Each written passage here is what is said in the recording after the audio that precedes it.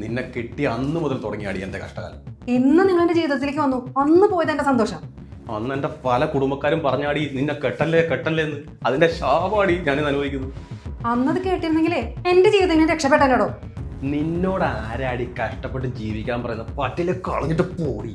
പോവാൻ തന്നെയാടോ തീരുമാനം. തന്റെ കൂടെ അങ്ങനെ ചത്ത് ജീവിക്കുന്ന നിങ്ങൾ നല്ലത് തന്നെയാടോ. എന്നാ പിന്നെ ചിലക്കാണ്ട് ഇറങ്ങി പോടി.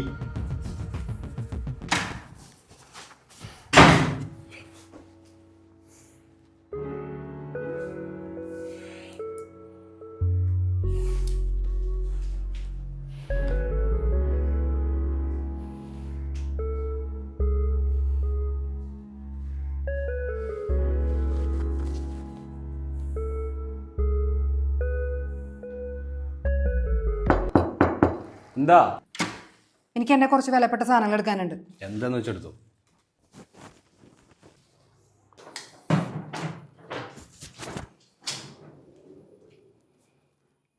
ഞാൻ പോകുന്നു. നിന്റെ സാധനങ്ങളൊക്കെ എടുത്തോ? എടുത്തു. എന്തേലും മറന്നോ? ഇല്ല. അപ്പൊ നിനക്ക് എന്നെ വേണ്ട?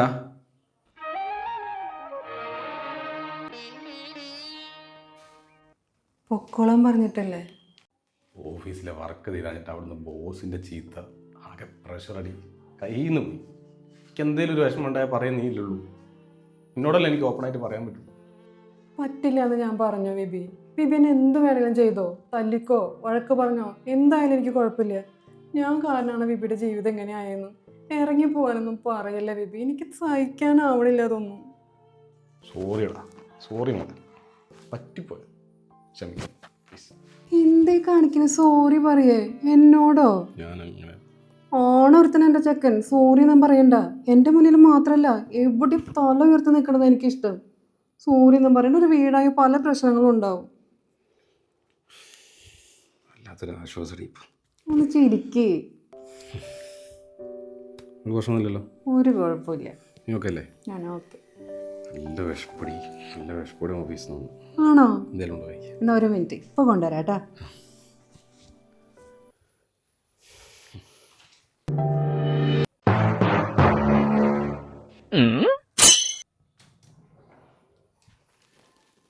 എനിക്ക് എന്നെ കുറച്ച് വിലപ്പെട്ട സാധനങ്ങൾ എടുക്കാനുണ്ട്.